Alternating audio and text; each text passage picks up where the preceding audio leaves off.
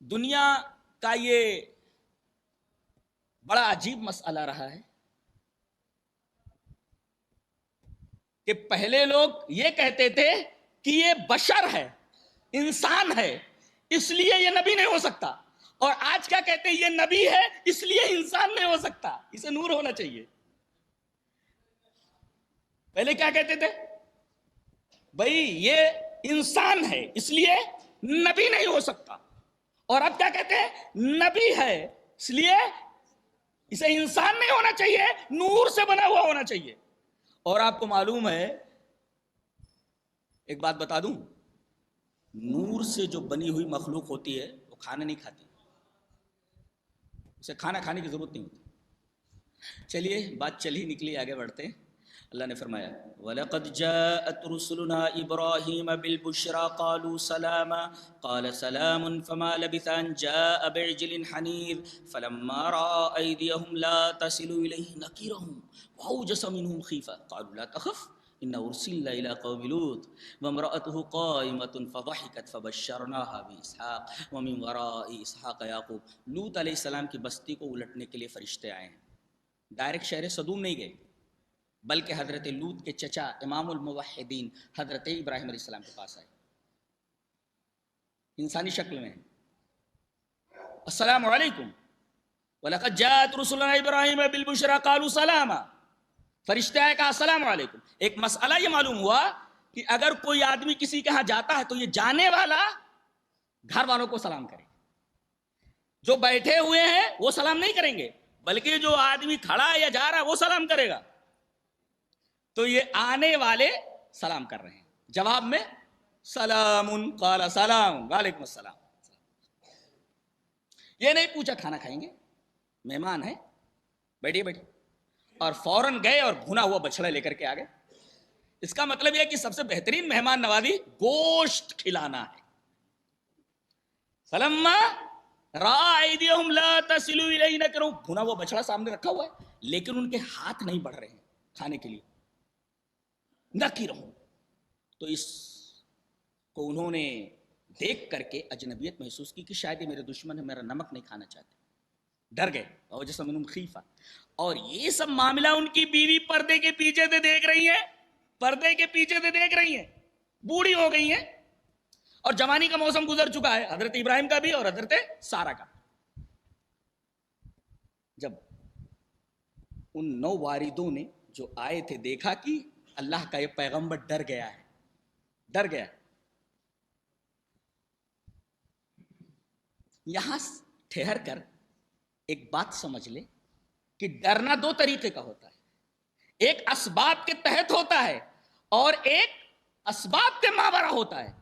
تو اسباب کے ماورا اللہ سے ڈرنا شرک ہے، اور اسباب کے تحت کسی چیز سے ڈرنا یہ شرک نہیں ہے۔ کسی سانپ کو دیکھ کر کے اگر آدمی ڈر جائے تو یہ شرک نہیں ہے، لیکن اگر آدمی کسی صاحب مزار، کسی بابا سے ڈر جائے کہ بابا میرا کچھ بنا لیں گے، میرا کچھ بگاڑ لیں گے، تو یہ شرک ہے۔ اس لیے کہ یہ ڈرنا ماورائے اسباب ہے، اور سانپ سے ڈرنا یہ ما تحت الاسباب ہے، یہ فطری بات ہے۔ حضرت موسیٰ علیہ السلام بھی، ارے وہ لاٹھی جس کو لیے گھومتے رہتے تھے، اللہ نے فرمایا اس کو ڈال دو، اور جیسے ہی لاٹھی کو ڈالا فَإِذَا هِيَ ثُعْبَانٌ مُبِينٌ، ایک کھلا ہوا ہے بہت بھاری اژدہا بن گئی وہ لاٹھی، اور اسے دیکھ کر کے ایسا بھاگے، قرآن حکیم بولتا ہے وَلَّا مُدْبِرًا وَلَمْ يُعَقِّبْ، ایسا بھاگے کہ پیچھے مڑ کر نہیں دیکھتے تھے، جبکہ وہی لاٹھی تھی جس کو ہاتھ میں لیے گھومتے رہتے تھے۔ اچھا ایک نکتہ اور بھی معلوم ہوا کہ جنگ جو ہوتی ہے وہ ہتھیار سے نہیں جیتی جاتی، اللہ کی مدد سے جیتی جاتی ہے۔ دیکھیے وہی لاٹھی ہے جس سے وہ بکریوں کو گھیرتے تھے، بکریوں کو چراتے تھے اور بکریوں کے لیے پتیاں وغیرہ جھاڑتے تھے، لیکن جب فرعون سے مقابلہ ہوا تو وہی لاٹھی اژدہا بن گئی۔ دیکھ رہے ہو؟ اس کا مطلب یہ ہوا کہ جنگ تلوار سے اور ہتھیاروں سے نہیں جیتی جاتی، بلکہ اللہ تبارک و تعالیٰ کی مدد سے جنگ جیتی جاتی ہے۔ لہذا ہمیں اللہ تبارک و تعالیٰ سے اپنا تعلق استوار رکھنا چاہیے۔ تو ہم کہاں سے چلے تھے؟ میں عجوبہ بتا رہا تھا، عجوبہ یہ بتا رہا تھا کہ بھئی یہ فرشتے ہیں، نور کے بنے ہوئے ہیں، بھنا ہوا بچڑا سامنے رکھا ہوا ہے، انسانی شکل میں ہیں، نوری مخلوق اگر انسانی شکل میں آ جائے تب بھی اسے کھانے کی ضرورت نہیں پڑتی. اگر ہمارے نبی نور کے بنے ہوئے تھے اور انسانی شکل میں آ گئے تو آپ کھانا کیوں کھاتے تھے؟ اس لیے کہ نوری مخلوق اگر انسانی شکل میں آ جائے تب بھی کھانا نہیں کھاتی ہے، اور ہمارے نبی کھانا کھاتے تھے. لادا پتہ یہ چلا کہ ہم نور کے بنے ہوئے نہیں تھے. یہ مسئلہ معلوم ہوا. اور یہ بھی مسئلہ معلوم ہوا کہ نبی کو غیب کا علم نہیں ہوتا، اس لیے کہ حضرت ابراہیم علیہ السلام کو یہ معلوم نہیں کہ فرشتے ہیں. اگر غیب کا علم ہوتا تو انہیں معلوم ہو جاتا یہ انسانی روپ کے اندر اللہ کے فرشتے. اور اللہ تبارک و تعالیٰ نے اس مخلوق کو نور سے بنایا ہے. 3 مخلوقات خاص طور سے ہیں جنہیں اللہ تبارک و تعالیٰ نے الگ الگ مادے سے بنایا ہے. وہ کون کون سے مخلوق؟ آئیے ایک حدیث دیکھتے ہیں، اس کے بعد اس حدیث کی طرف آتے ہیں. حدیث اس طرح وعن عائشہ رضی اللہ تعالی عنہا قالت قال رسول اللہ صلی اللہ علیہ وسلم خلقت الملائکۃ من نور وخلق الجان من مارج من نار وخلق آدم مما وصف لكم. رواہ مسلم فی کتاب الزہد. حضرت امام مسلم شریف کتاب الزہد کے اندر یہ روایت لائے اور اس روایت کی راویہ نبی کریم صلی اللہ علیہ وسلم کی پیاری بیوی حضرت عائشہ رضی اللہ تعالی عنہا. حضرت عائشہ فرماتی ہیں کہ رسول اللہ صلی اللہ علیہ وسلم نے ارشاد فرمایا کہ اللہ تبارک و تعالی نے فرشتوں کو نور سے بنایا. خلقت الملائکۃ من نور وخلق الجان من مارج من نار، اور جنوں کو آگ کے شعلے سے بنایا. وخلق آدم مما وصف لكم، اور انسانوں کو اس چیز سے بنایا گیا جو تم سے بیان کر دیا گیا ہے، یعنی مٹی سے. تو فرشتوں کو اللہ تبارک و تعالی نے نور سے بنایا ہے. اب پہلے لوگوں کو یہ تعجب ہوتا تھا، اعتراض ہوتا تھا کہ یہ انسان ہے اس لیے نبی نہیں ہو سکتا، اور آج یہ کہ یہ نبی ہے تو انسان نہیں ہو سکتا. جبکہ اگر نبی کو انسان مان لیا جائے تو کیا فرق پڑتا ہے؟ فرق کیا پڑتا ہے؟ فرق کیا پڑتا ہے؟ اگر ہم نبی کو بشر مان لے تو نبی کو ہم بشر مانتے ہیں، لیکن عام بشر کی طرح نہیں. بہت ساری غلط فہمیاں ہیں، مس انڈرسٹینڈنگز ہیں، جس کی وجہ سے ایک مسلمان دوسرے مسلمان کے عقیدے کو صحیح سے سمجھ نہیں پا رہا ہے. ہم نبی کو بشر مانتے ہیں لیکن عام بشر سے الگ ہوتا ہے وہ. جیسے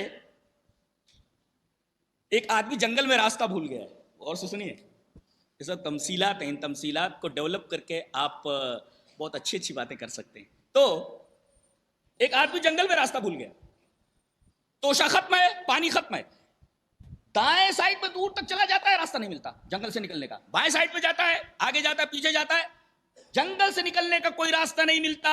تھک ہار کر کے پیڑ کے نیچے بیٹھ کر رونے لگتا ہے کہ میرے پاس توشہ نہیں ہے، پانی نہیں ہے، لگتا ہے جنگل سے نہ نکلنے پر میں یہیں بھوک پیاس سے مر جاؤں گا. مایوس ہو جاتا ہے. اچانک ایک آدمی آتا ہے، کیا بھائی یہاں کیوں بیٹھے ہو، کیا بات؟ یہ آدمی بڑا خوش ہوتا ہے کہ بھائی چلو یک نہ شد دو شد، ایک سے دو بھلے، یہ بھی آ گیا. کہا کہ کیا بات ہے؟ ارے کہا کہ میں جنگل میں پھنس گیا ہوں، جنگل سے باہر نکلنے کا راستہ مجھے نہیں مل رہا. اب یہ بولے کہ چلو بھائی کیوں پریشان ہو، میں تمہیں بتاتا ہوں کہ جنگل سے نکلنے کا راستہ کیا ہے. اب یہ بے وقوف جو راستہ بھولا ہوا ہے یہ اس آدمی سے لڑنے لگے کہ ارے تو کیا مجھے جنگل سے نکلنے کا راستہ بتائے گا، تو میری طرح انسان ہے. ارے بے وقوف، تیری طرح تو انسان ہے مگر تو راستے سے بے خبر ہے، یہ راستے سے باخبر ہے. ایسے ہی نبی تیری طرح انسان ہے مگر وہ راستے سے باخبر ہے، تو راستے سے بے خبر ہے. وہ جانتا ہے اللہ کے بتانے سے کہ جنت کی طرف جانے والا راستہ کون سا ہے، تجھے معلوم نہیں. وہ بتاتا ہے کہ جہنم کی طرف جانے والا راستہ کیا، تجھے معلوم نہیں ہے. لہذا نبی بشر تو ہوتا ہے مگر تیری طرح نہیں، اس لیے کہ تو راستے سے بے خبر ہے اور نبی راستے سے باخبر ہوتا ہے. لہذا ایک بے خبر کو چاہیے کہ باخبر کی اتباع کرے.